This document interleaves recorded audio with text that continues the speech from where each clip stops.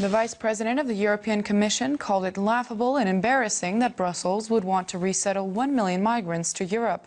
Frans Timmermans said that in a statement related to Hungary that EU is not participating in any Soros plans.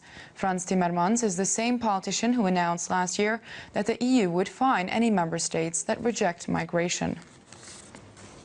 There were different allegations spreading in Hungary claiming that the European Commission could be involved in the execution of certain plans, meaning Europe would have to take in 1 million migrants per year.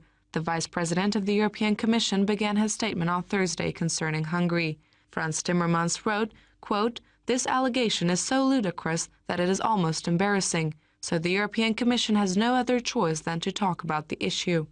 Brussels does not implement so-called plans by Mr. Soros, stated Frans Timmermans, and also added that the European Commission acts independently from George Soros and in the interest of European people. In early July, the European Commission also negotiated the law on the establishment of a new body, the European Refugee Agency, which would be responsible for the resettlement of migrants. According to Timmermans, this agency would not take away the right of member states to decide who they allow in their country.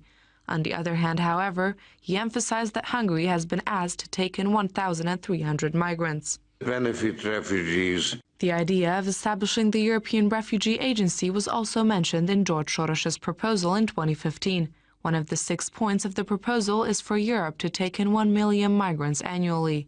The first is the refugee crisis. The Hungarian-born billionaire talked about Hungary separately in Brussels as well, and expressed his condemnation as Hungary wants to strengthen its sovereignty rather than giving up most of it. After his speech, George Soros took his seat with a great applause and the recognition of Brussels leaders. According to the communications director of Fidesz, the European Commission and its leaders have been working on the execution of George Soros's plans for years, and now that this is becoming obvious, they try to deny it.